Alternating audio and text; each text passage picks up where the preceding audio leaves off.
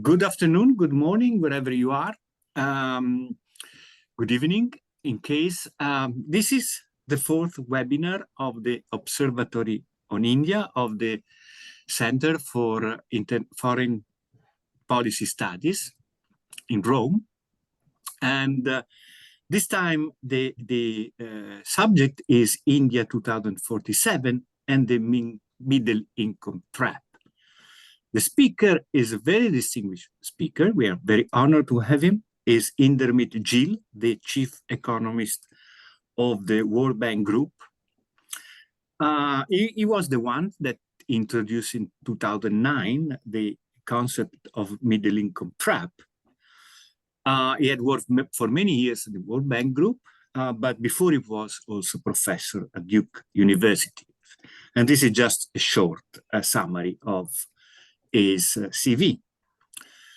Indermit will be will introduce the webinar, and then the discussion will be opened by Mario Pezzini, who is member of the steering committee of the Observatory. He's an honorary distinguished fellow at the Jindal University, is UNESCO special advisor, and editor of the Development Cooperation Review. He has been director at the OECD Development Center. The seminar, in a way, follow the previous one by Partha Sen that addressed the issue of the structural transformation of Indians.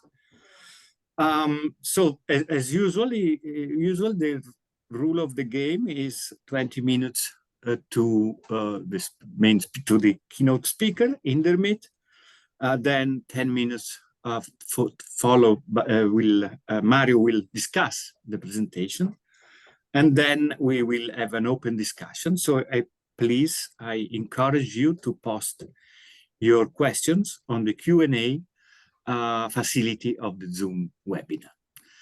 Having said that, I give the floor to Indermit for his presentation. Thank you. Thank you, Sergio, and thank you very much to Daniele and for Mario to join this. I'm going to stick to the plan that you gave us, Sergio, and I'm going to try to go through quickly for about 15 minutes, and then you cut me off. Yeah, and in between, if there's something that you have in terms of questions, you can cut me off. I don't mind that at all. Yeah. So I'm going to show you lots of slides, but they'll actually make just these 5 simple points. The first is that development in middle income is actually difficult. It's more difficult than in low income, and it's harder than in high income. The second point I'll make is that what distinguishes middle income economies like India and China and others from high income countries like the US and like Italy is not that they have less physical and financial and human capital. They do have less of those things. But what really distinguishes them is that they actually use these resources much more inefficiently than do advanced economies. Okay? So they are actually, they have less capital, of course, but they are far less efficient in converting this capital into higher incomes and outputs and living standards. Now, the third is that to develop quickly through middle income, the insights of the theories of creative destruction started by Schumpeter, but then developed after that by people like Philippe Aghion and Peter Howitt, and then later on from their students and so on, is that we actually find that the insights from these theories are actually very useful, right? And what we do in the World Development Report, which is what I'm going to really be talking about and applying that to India, right? This World Development Report is something that we finished last year, and the person who led the effort is Shomik Lal, and he's actually on the call today. So he'll actually be able to answer some of the questions that I won't be able to. Okay. And now, the fourth is that India actually happens to be at peak potential during the next 25 years, okay? So 2047 is a special year for India because that's the 100th year of India's independence. And the idea here is that the aspiration of India is to get to advanced economy status by 2047, by the 100th year of its independence. That's the reason why that 2047 is a magic kind of number. But the idea here, again, is I think what's really important is that India is very fortunate that India is going to be at peak potential during the next 25 years. So this is actually quite possible. Okay, it's quite possible, but India will have to do many, many things that are quite different from what it's doing right now, because this stage of development is going to be hard, not just because it is intrinsically hard as compared to what India had to go through during high income, or what India might have to go through once it gets to high income, but it's also hard because the world is changing, and the world is changing in a way that will actually make it harder for countries like India to get to high income. And then I'll say a few things about what would be the highest priorities in the case of India. So Indian policymakers and Indian academics tend to think very vertically about things, like in the sense, should India be specializing in services or manufacturing or agribusiness and things like that? What I think is that India is actually very good at horizontal initiatives like infrastructure, like the digital transformation and so on. So the three things that we think are important for India to do are actually very horizontal in their nature. They can be applied in all sectors and so on. Okay, so I'm just going to show you a few slides now. I'll start with this slide, which essentially tells you why are middle-income countries so important? Why did we do a report on middle-income countries? And the reason is 75% of the people now live in what the World Bank calls a middle-income economy. So there are roughly about 25 countries that are now low income, 26, 27 countries, something like that. And then you've got about 100 countries that would be called middle-income economies. There are about 50 of them are what we would call lower middle-income countries. That's where India is. And then 50 of them are upper middle-income countries, and that's where China is. Right? Okay. And as you can sort of see, is that depending on how you measure their GDP, and if you measure it in market terms, in market prices, it's about 40%. If you measure it in purchasing power parity adjusted prices, it's about 50%. Okay? So in a sense, these countries, the future of these countries is going to be the future of the world economy in a sense. Okay. So I'm going to quickly show you. I am going to quickly show you some facts about what are the special characteristics, in a sense, of middle-income countries. There are three characteristics. The first one has to do with the fact that growth slows down when you're in middle-income countries. The second one, which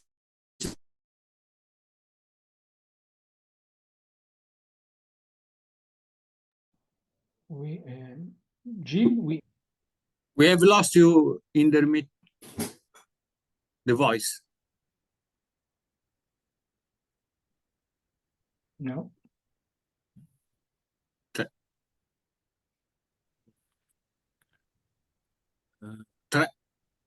hello now? Okay. Yes. Okay, thank you.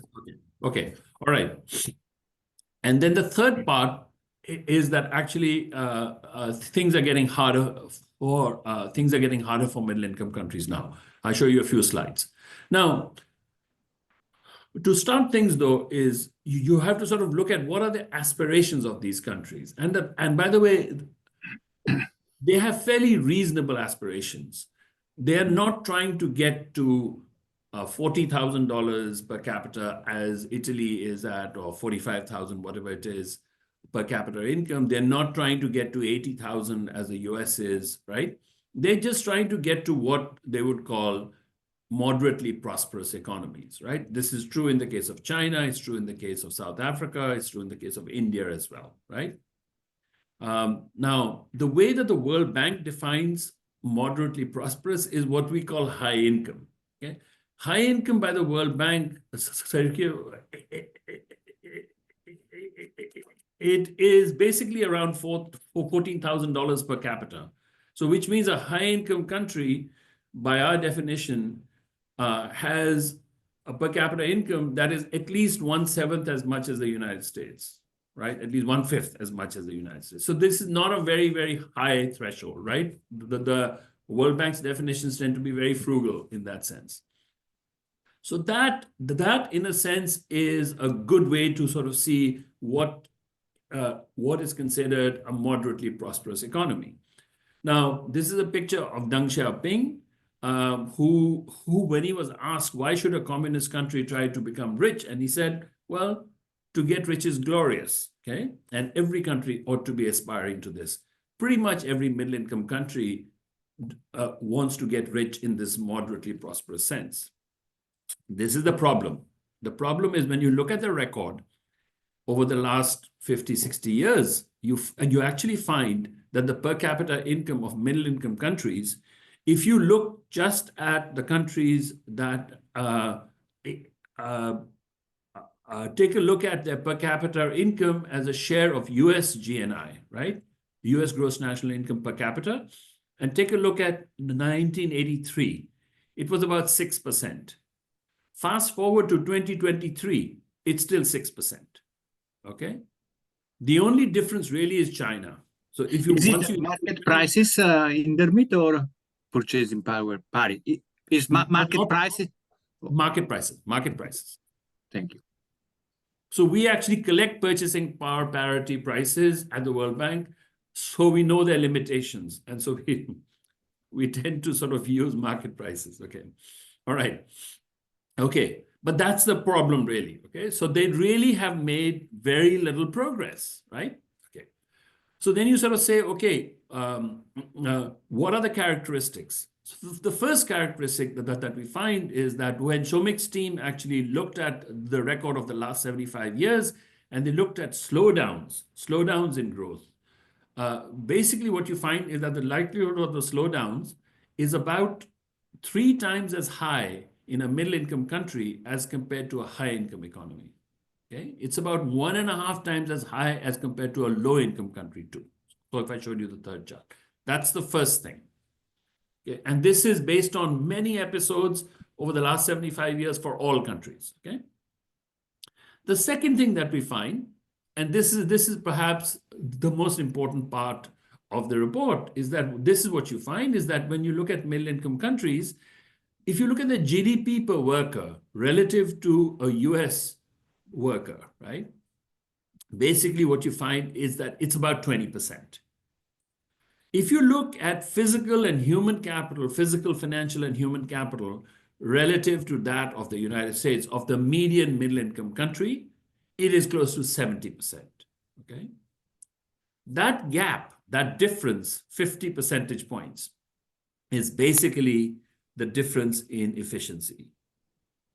So this is a thing that we actually focus a lot on in the report, because yes, you can always get that 71% to 90% and so on. It takes time, and it's going to be very difficult. Okay. On the other hand, the hypothesis here is that these countries can actually do a lot better in getting that 21% up to 50% and so on. And if you do that, these countries will actually get to moderately prosperous levels fairly soon, over the next 20 years rather than over the next 200. Okay. Now, the other thing, of course, you see is that things have become harder. So one of the insights that I have got over my 30, 40 years in thing is that successful countries are a lot like successful people. Successful people tend to form very productive relationships with people who are more successful than them. Okay. Successful countries, successful developing countries do exactly the same thing. They form productive, profitable, mutually beneficial relationships with countries that are more successful than them.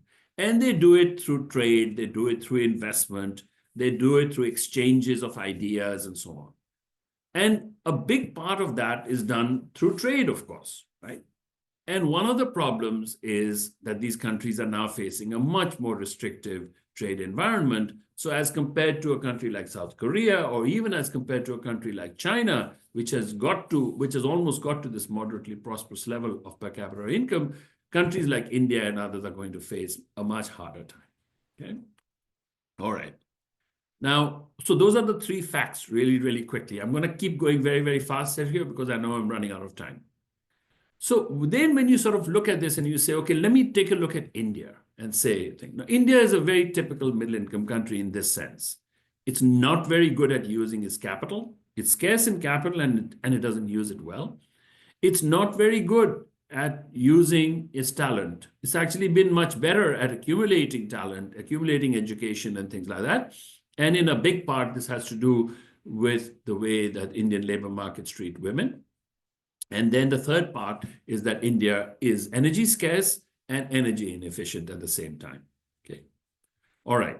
So I'm just going to show you a few slides. This slide, I think, is the most important one, which is on the left side. If you look at this, you see what is the size of an Indian firm as compared to 40 years after it was established, as compared to what it was when it was just started. Okay. So roughly speaking, it's about 1.5 times the size after 40 years. Okay. So a 40-year-old firm is about 1.5 times the size of a typical startup. In the case of the United States, which is the green line there, it's something like 7.5 times. Okay. So why is this important? This is important because you can see from the chart on the right, you can see from others and so on. What you find is that in the United States, firms that aren't doing particularly well go out of business.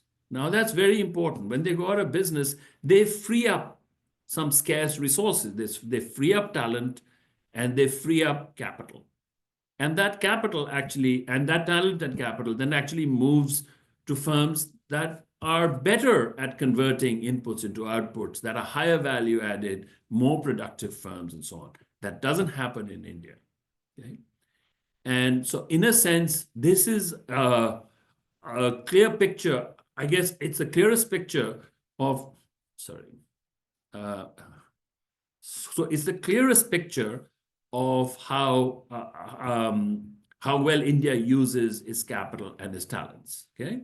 And it uses them much less efficiently as compared to Mexico and Peru, of course, as well. But as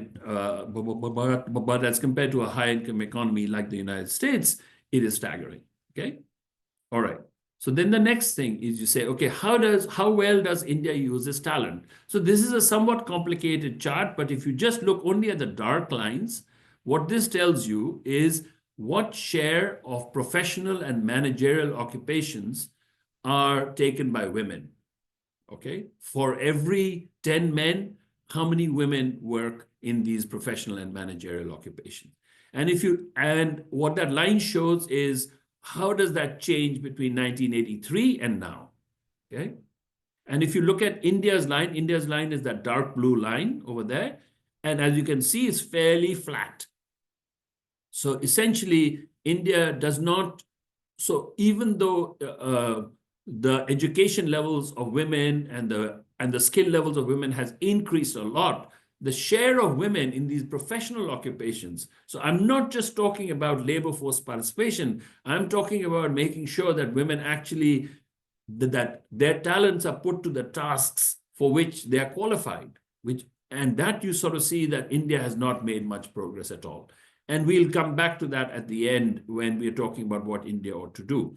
If you look, for example, at Canada, or if you look at the United States, you find that they actually, now these are countries that actually have more talent but they've actually improved that also, in the sense that if you look at the share of women both in the case of the US and in the case of Canada, that is now higher than half, okay?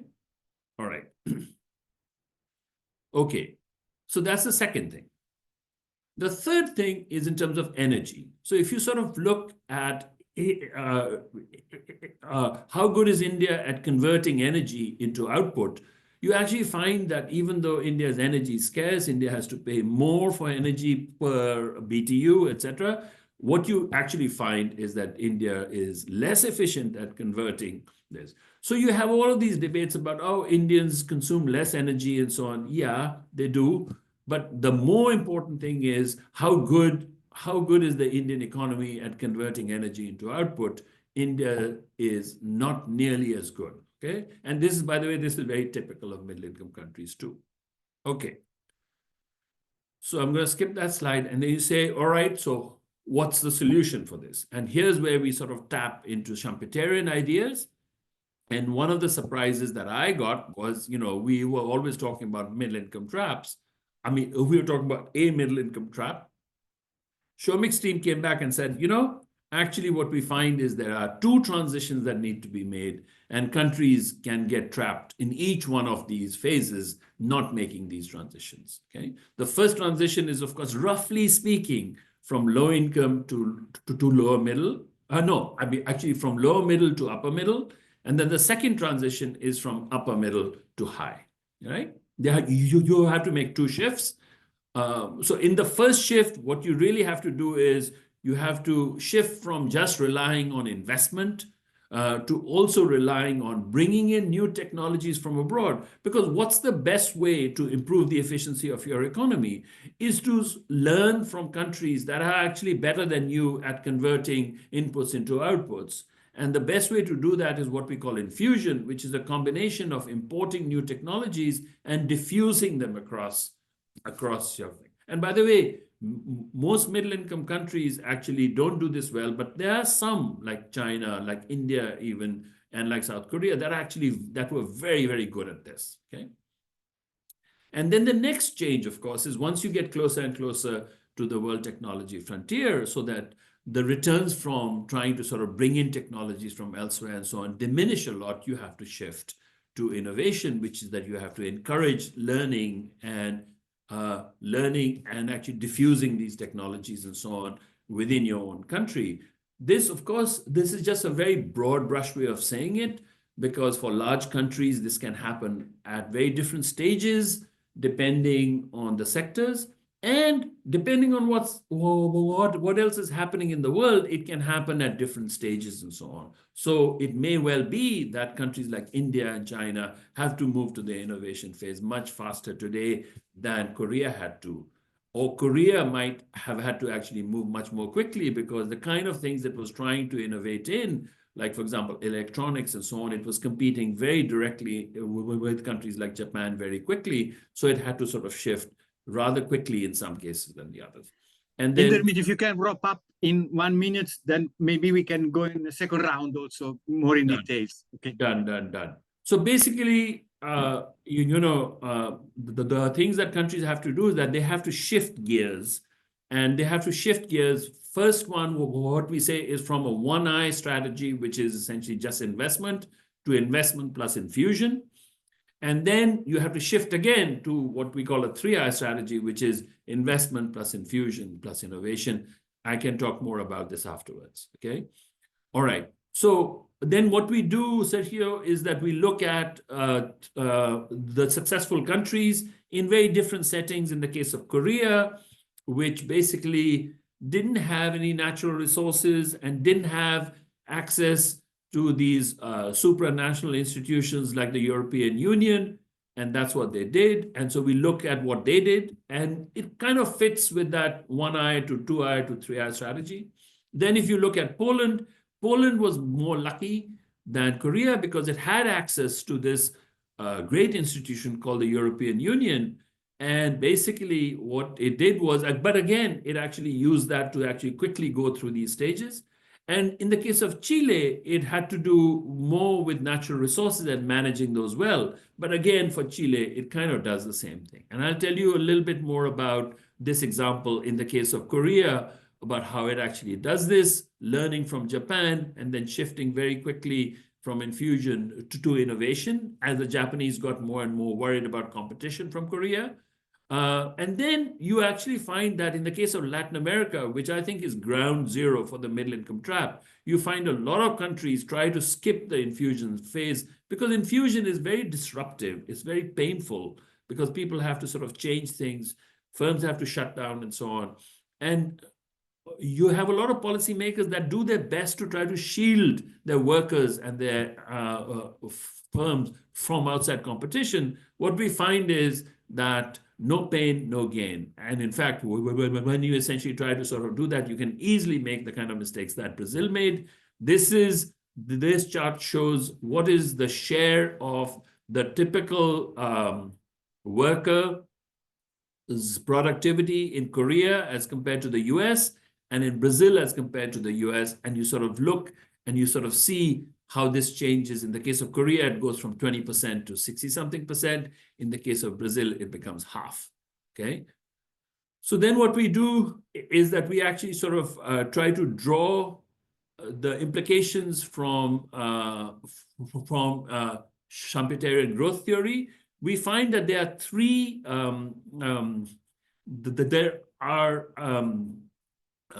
three versions of this theory. The first one is the original Schumpeterian one, which I can talk about. The second one, the second version is the one that we attribute to Aguirre and Howitt. And then the third one is what we attribute to the people who are working on these things now, people like Ufuk Azigate and Kerr. And basically what we find is that, strangely enough, you actually find that these versions of Schumpeterian growth theory apply somewhat well to different parts of the economy. The Schumpeterian growth theories, the ones which are the original one, really apply very well to the energy side, then Aguirre and Howitt to talent, and Azigate and Kerr to enterprise. I'm going to finish very, very quickly. So then you sort of say, okay, what is required for India to get to high income? And what we say is that the first one, of course, is that we found that a lot of middle income countries have been thinking they have not been thinking particularly well. They've been focusing on superficial indicators of these transformations that need to be made. And what we say is that they need to shift in their thinking from superficially thinking of firm size as a proxy for productivity, income inequality as a proxy for the efficiency with which you allocate talent to task, and a focus on the sources of energy as a proxy for how efficient you are in using it. So what we say, no, shift to much more direct measures of this efficiency. So look at value added, look at socioeconomic mobility, and look at the emissions intensity, the uses of energy rather than the sources of energy. So I'm going to skip over from this to tell you why I think that India is actually in a very good, India is in a very good situation, okay? So the first one is that you actually find that India is incredibly fortunate in terms of its demographics, okay? The second one is you actually find that the Indian public sector, the Indian private sector rather, actually has a relatively low debt burden as compared to China, for example, or as compared to the US and others, okay? And then the third one is if you look at the structure of the demand of India, it's actually a lot less threatening than the structure of demand in China, for example. You actually find that domestic consumption is about 15% of GDP higher in India as compared with China in the 2000s, okay? So here is the age dependency ratio. And if you look at India, India is going to be at prime potential over the next 25 years. If you look at non-financial corporate debt, India is relatively low. India is again that blue line. If you look at the demand structure, and if you sort of look at household final consumption expenditure as a share of GDP, what you sort of see is India is around 60%, China is around 40%, okay? So this is part of the reason why China's integration into the world economy created so much pain elsewhere or created so many tensions elsewhere. India, as it integrates more, because it will rely as much on a domestic growth engine as it would require on the consumption abroad, India will actually be a lot less threatening. For all of these reasons, India is incredibly fortunate, okay? Now, India's problem is that India has very low levels of economic freedom. India's problem also is that it has low education quality, India's problem also is that it doesn't allocate, it does not actually use the talents of its women particularly well. If India fixes these three things, India will get to 27. India will get to, we think that India will get to advanced economy status by 2047. These are very, very difficult things to do, but they're not impossible. Over to you, Sergio. Thank you, Indermit. Very useful, full of information and of ideas. Just let me remind the attendees that they can post their questions on the Q&A box. We have already one, but let's move to the discussion with Mario Pezzini. You have 10 minutes. Thank you. Thank you very much. Well, it's a very difficult task that I have because the presentation and the report are very comprehensive, exhaustive, but in a certain sense, this is an happy circumstance because I can pick up just a few elements, and in particular, three. I would like to concentrate on strategies. I would like to concentrate on comparative strategies with other countries, and finally, on an issue of industrialization. So you were very clear, Gil. Thank you very much. And it is obvious we are discussing the fact that there is an ambition of transforming India into an high-income country within a generation, which is obviously an heroic task. Now, what is this idea of a trap? It seems to me extremely helpful and reachful. Countries or regions remain stuck in persistent cycles of underdevelopment and are unable to sustain growth or substantially improve the welfare of their population. The notion, in a certain sense, is a metaphor of development economics. In a certain sense, is why certain countries don't make it. And what can we do for that? When the idea of traps can be traced back probably from the beginning of development economics, when important scholars concentrated on bottlenecks that prevented the possibility for a country to go further. Rosenstein wrote, and probably was the first to use the word trap. He used it not for middle income, but for underdevelopment trap. Something that was blocking was in 43, and stressed the need for a big push. This was his answer. This was his strategy. A big push in coordinated investment to overcome these structural constraints. But others came as well. Ragnar Nuske, obviously we speak very often of him without knowing when we speak about the so-called vicious cycle of poverty and the so-called extreme poverty trap. Or Myrdal, that insisted on the fact that there is cumulative causation. And so in certain cases, if you don't intervene, you simply reproduce and enlarge the problem, and not only in economic terms, but also social and other disadvantages that can reinforce each other. Now, I would like anyhow to concentrate in particular on Albert Hirschman and come to two first questions concerning strategy. Albert Hirschman, I think, was particularly fertile in his thinking and went beyond strictly economic bottlenecks. He was stressing that there are certain expectations that comes between people that, if unmet for too long, can generate frustration, political crisis, instability, or populist backlash. How important was this anticipation? I don't have to insist on this point. I would therefore especially be interested in knowing from Gil what he thinks on this point. In other terms, could we consider the risk of a socio-political development trap in the Indian case?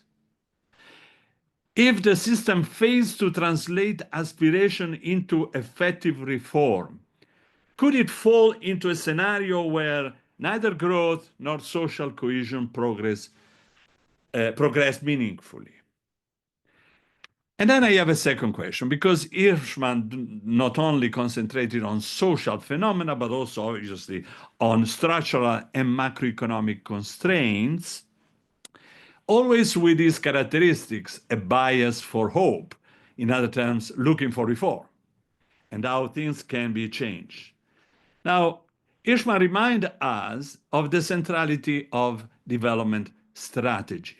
In other terms, if we want to change the things, we need to figure out a specific strategy, not just marginal improvement in different policy fields, but what is the vision, the logic on which we have to go. And I want to thank the CeSPI because gave us the opportunity to discuss this point on strategy that seems to me very important. What kind of strategy is envisioned for India? Yes, of course, many countries are confronted with the middle income trap when we come out of an Arthur Lewis situation of unlimited supply of labor, and therefore the labor costs start growing.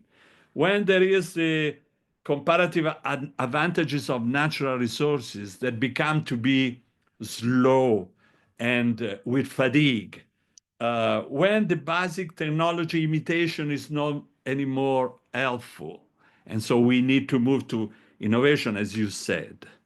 When the demographic dividend is not there, then you risk to be in this situation of middle income trap. But therefore, how to move outside this trap? What should be the process from A to B? Of course, massive investment in health, in education are undoubtedly necessary. But what next? Here comes, therefore, a first point for me, which is about what type of strategy.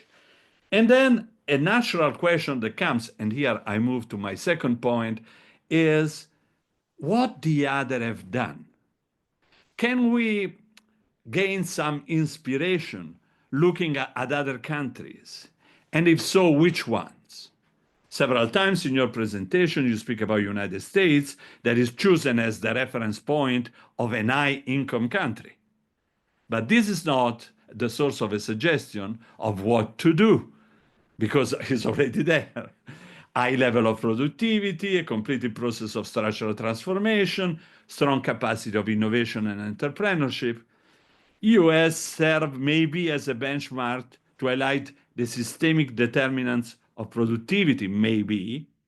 However, the comparison offers limited guidance. So we have to look elsewhere. And one first question for me is, why not China? Because obviously China had the most impressive process of development that we have observed up to now, is more instructive, and have managed to escape the poverty trap successfully. China shows to us that there is not only one trajectory, therefore. There is not only United States. There are others. And we may choose.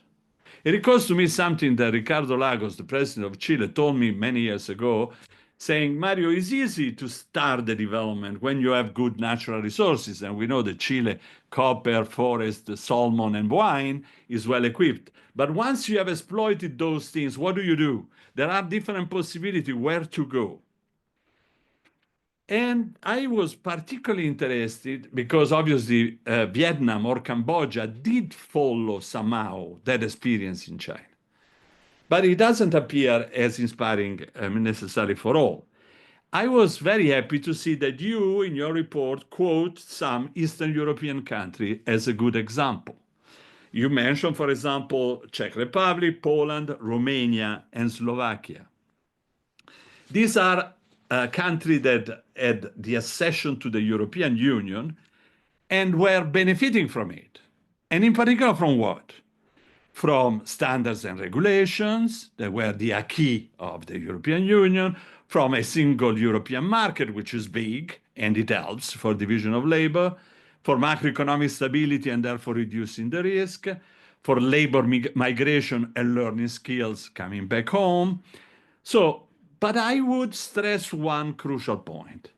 The most important, under my point of view, benefit of the EU membership was given by the cohesion policy and the structural funds, functioning in some respect as a Marshall Plan. I am exaggerating, but just to show the point. Substantial financial resources for infrastructure, vocational training, industrial restructuring were given by these cohesion funds. They were used in order to intervene on a specific unit of analysis, which is the territorial and sectoral unit of analysis. Therefore, targeting, not going horizontally, but also targeting. And funds were allocated on the base of region and sector. Now, just few data to support my point. Between 2007 and 2020, these 4 countries received more than 250 billion in structural and cohesion funds, billion euros. Now, by comparison, you should try to close. I close. By comparison, the Marshall Plan delivered between 48 and 52, if I update all the numbers, something like 140, 150 billions. In other terms, much less than what this country have received. Poland received between 3 and 4% of GDP. Therefore, what is really lacking to Brazil, Malaysia, South Africa, and the other?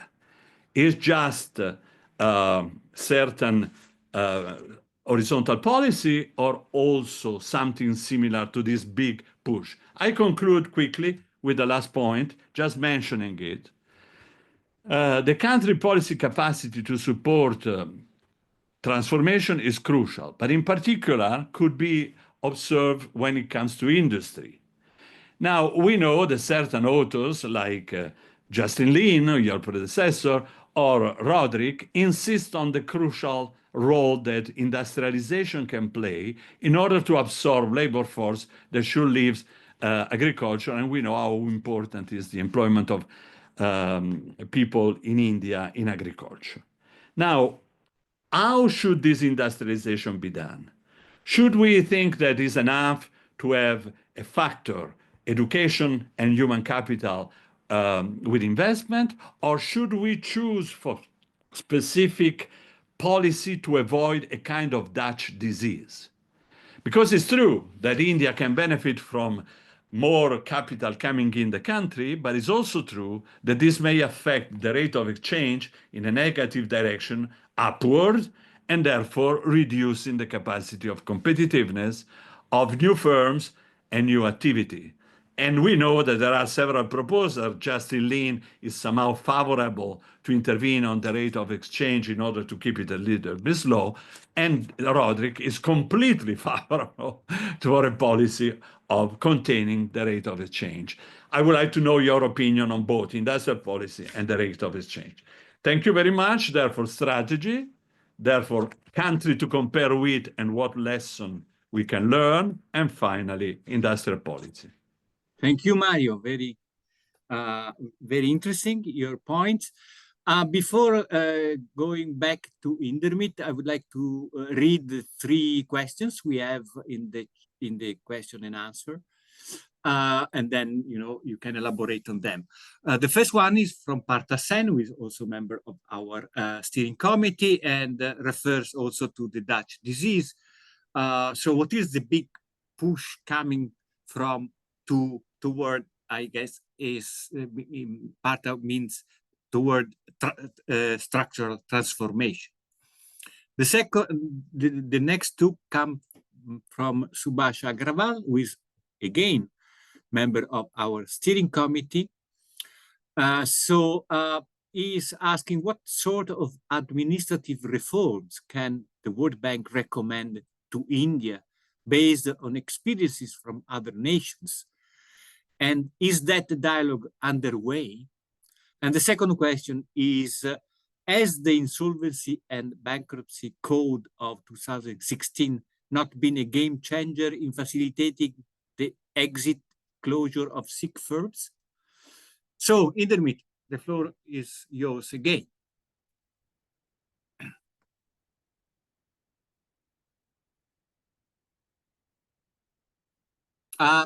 The mic. You have to unmute.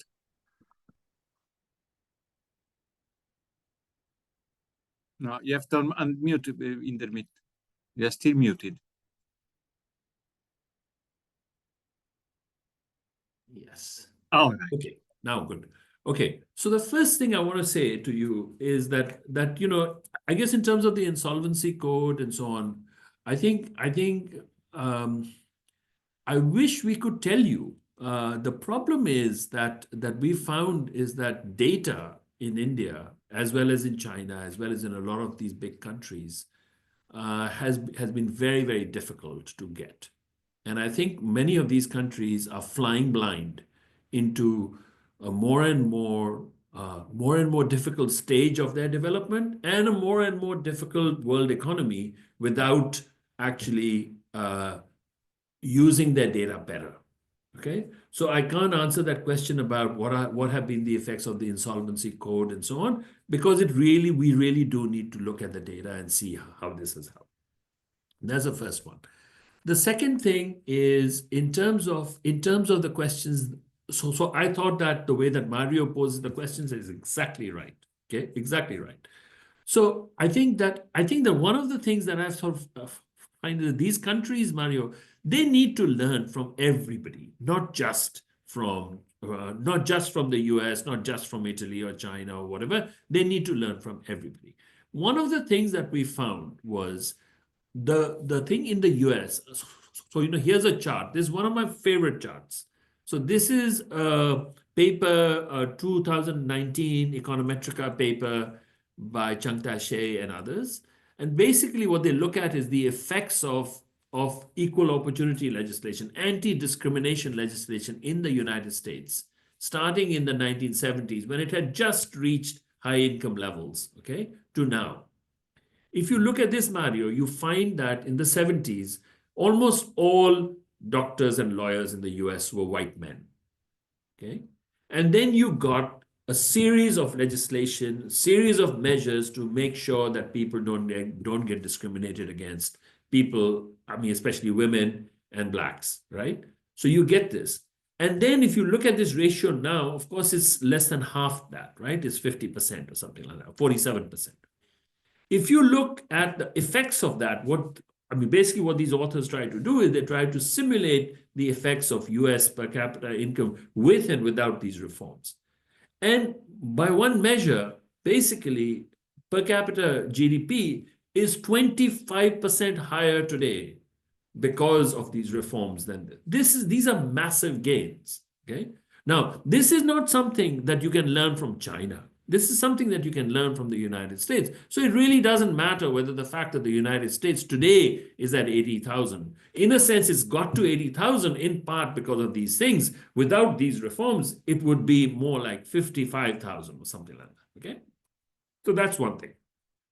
Your point about China, spot on. When it comes to the fact that China did a great job of shifting from an investment-led strategy, a pure investment-led strategy, to one also investment plus infusion.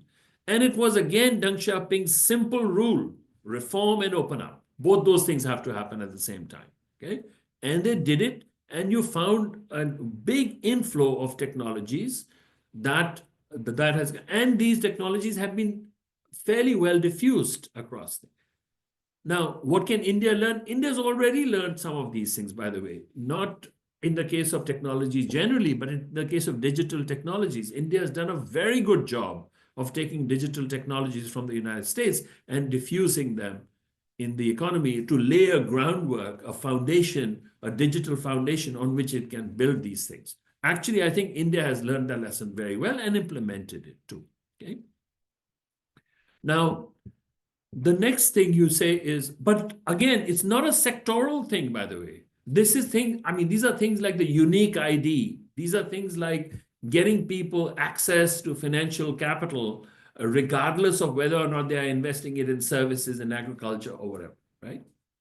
Now, let's go back to the points that you mentioned about Rosenstein, Rodan, and Hirschman, and Kuhn-Middle and others. I think they were talking about a phase when we were talking about these countries going from low income to essentially lower middle income, right? And by the way, they got many things right. And they said, look, basically, you need to have a big push. The way that I would interpret it in the modern language is basically they said you have to have an investment acceleration. Okay? And they were right about that. They were right about the fact that these countries mostly just needed, and they just needed an investment acceleration. Okay? We think that today's low-income countries and many lower middle-income countries today also just need that. They just need an investment acceleration. And by the way, Mario, you'll find that Western policymakers or Western specialists in development and so on tell them to do all kinds of other things too. Like they tell them to do mitigation and this thing and that thing. They should just be telling these low-income countries, do an investment acceleration. If you look at the writings of these people, especially people like Gunnar Myrdal and so on, they said that unless you uproot corruption, unless you end corruption, these countries will not be able to get to the second stage, to middle income. So they were wrong also in many cases. So for example, if Middle was right, India would not be a middle income country today. Okay? Korea would not be a high income country today, right? The thing that I disagree with you about, Mario, I disagree with you about what is the cause of the success of the Central European countries. I think that you and I agree on many things, in the sense one of them, of course, is that what you really want to do is you want to find a way to show countries that have a lot of capital, that have a lot of savings, that have a lot of knowledge. You want to show them that, look, you can make a long-term bet on my country, because my country will actually end up having institutions just like yours in 20 years. And that's what the acquis does. Okay. And as a result of it, you end up getting access to foreign market. You end up getting access to this very large market, right, in Western Europe. How much of that was how much of the success of these countries was because of the cohesion funds? I think I'm not. So I would say, of course, they helped. Okay, but I don't think they help nearly as much as you're saying, because like I could show you foreign direct investment in Poland into things like autos and capital goods and so on. Those dwarf these numbers, by the way. They dwarf the numbers of the cohesion fund transfers.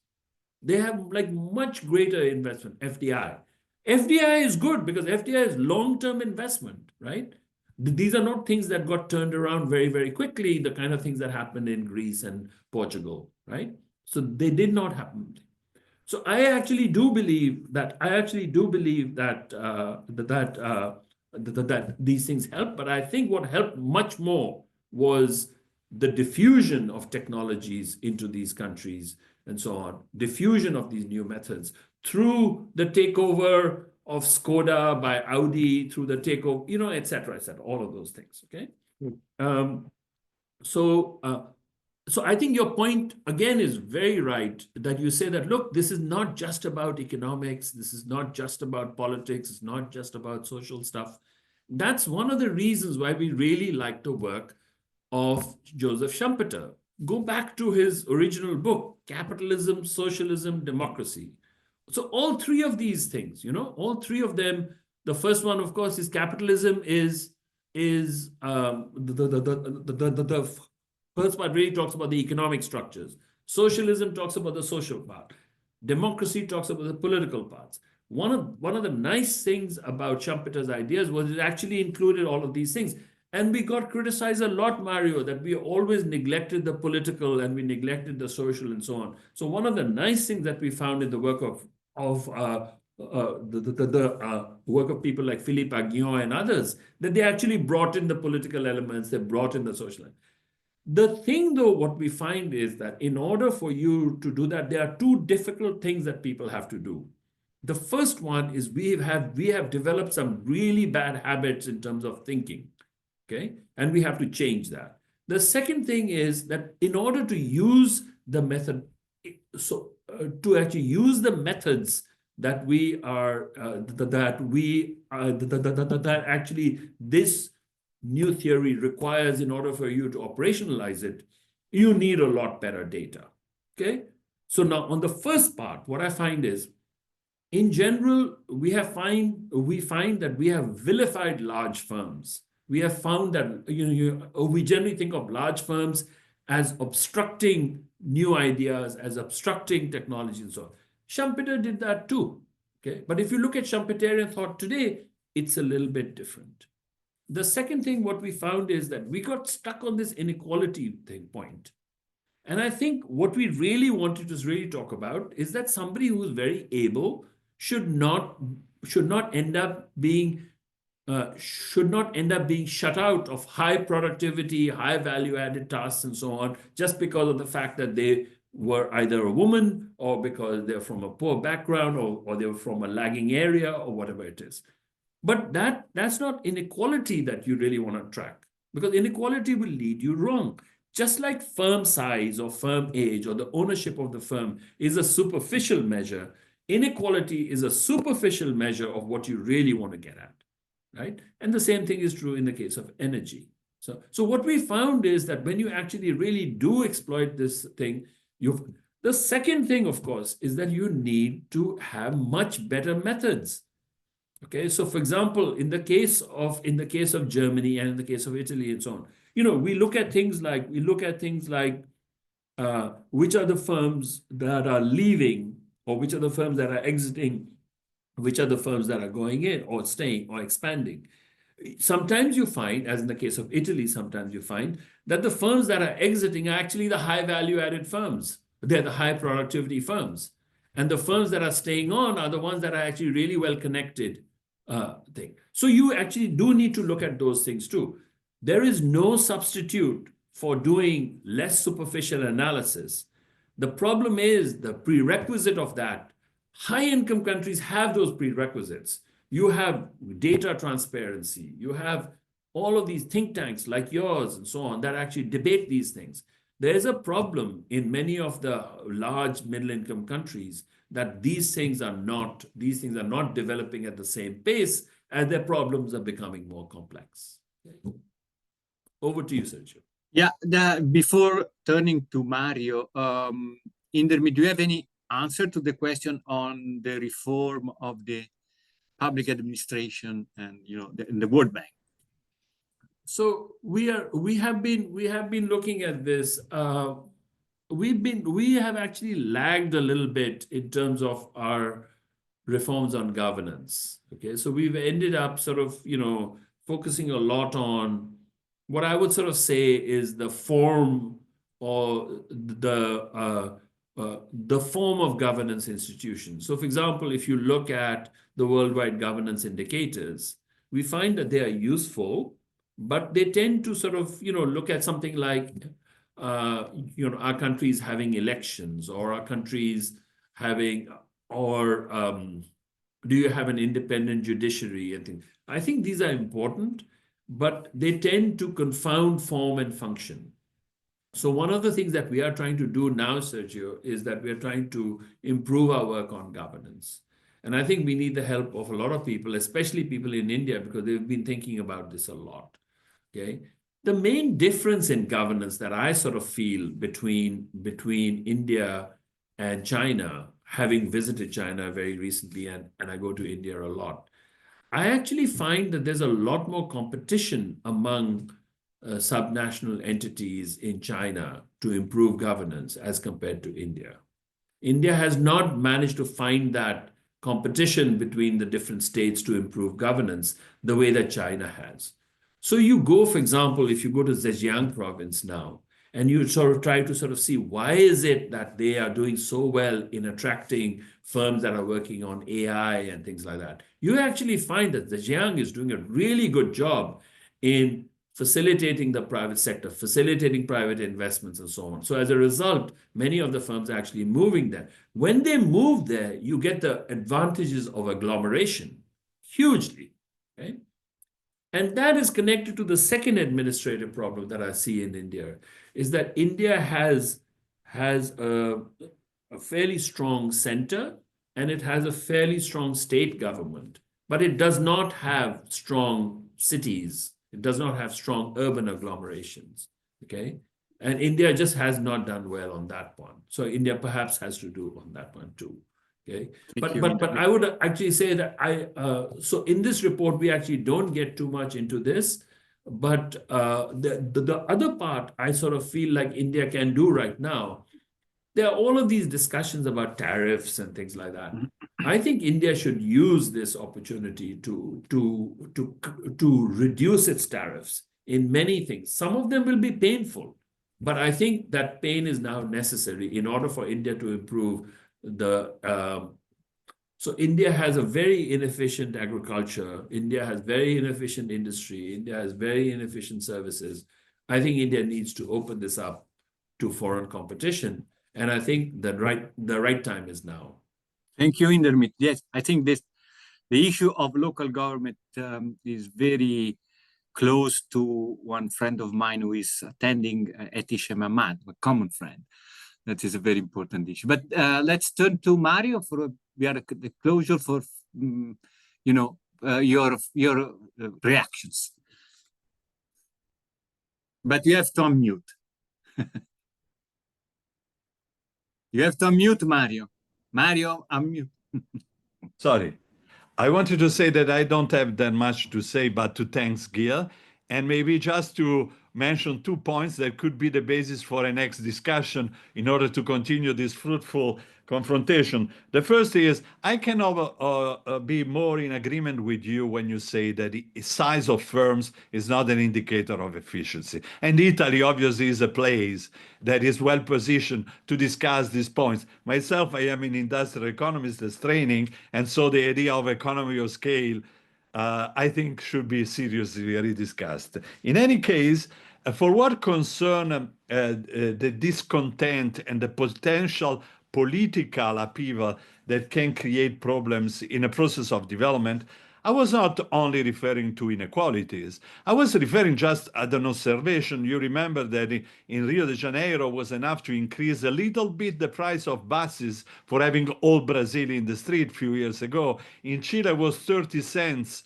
for the ticket of the metro of Santiago, to have the country exploding and rediscussing, including the constitution. And it was in Colombia, it was in Ecuador. And then there is the Arab Spring that is very similar. So we are confronted with a form of discontent that include inequalities, but not only, and therefore is not just an external factor to economics. Somehow we should discuss it further. And my second point is, yes, I understand what your doubt about the cohesion policy. Maybe you expressed those also in your report of the World Development Report in 2009. But the point is, anyhow, we are talking about 250 billion for 4 countries. If it is not so secondary, but we can discuss further. I'd be very happy to do it so with you. Thank you, Mario. Intermittent, last word you want to say? No, I thank you very, very much, Sergio, for actually doing. I'm very positive about India. I'm very positive for the reasons that I mentioned. I'm positive because India is, I think India is very fortunate. It's actually reaching this stage at a point with these strong winds at the back, So we talk about things becoming much harder for middle-income countries. The more I looked at India, the more I realized that actually India was a bit of an exception. India is actually fortunate relative to other middle-income countries right now. I'm sure that if we did a similar analysis, we'd actually find similar things for other countries too. But India's size, so I think India's demography and the state that which India is at, I think India is very, really well primed. I do believe that India needs to shift its discussions away from, should we invest in services? Should we invest in, and this is where I disagree with people like Danny Roderick and others, because I actually feel like India is a large enough economy that India should be thinking about all of the above. One. Number two, I believe that, and then you say, but you have to look at the reality because you can't improve everything all at once. So then you say, okay, what has India been really good at? Has India been good at these vertical things, or has India been good at the more horizontal things? India is very good at the horizontal. okay? The horizontal initiatives. On public infrastructure, huge improvements. And these are not particularly geared towards services or manufacturing or not. India is making massive improvements in digital infrastructure. India has done really well on that one, okay? And so I think that India's next big push, my own sense of it, would be the quality of education. The quality of education for India is way too low, and it has not been improving enough. So if this government if it puts the same energy that it did on now, education is a complicated subject because it cannot be done at the central government level. But a lot of the other things could not also have been done at the central government level. Okay. And I think that India has to India can't use that excuse. India has to just do it. Yeah. Thank you. That we would like to witness the success of India in the next few as observatory and maybe contribute a little bit with our discussion. There is a thank to you from Subhash in the question and answer for your reply on the public administration, if you want to read it. And then let me thank you again. Very kind of you, very useful. And thank you, Mario, for great discussion. Thank you for the questions that were really at the point. And thank you for attending. We will have the next seminar in May with your colleague Francisca, that is the chief economist of South Asia. So we continue this discussion and let's stay in touch. Thank you, everybody, and have a nice evening, afternoon, morning, whatever. Thank Bye. you, Sergio. Thank you. Thank you, Mario. Thank you, Daniele. Thank you very much. Thank you, Daniele. Yes. Thank you. Thank Have a you. good weekend. Have a good Bye. weekend. Ciao, ciao. Bye.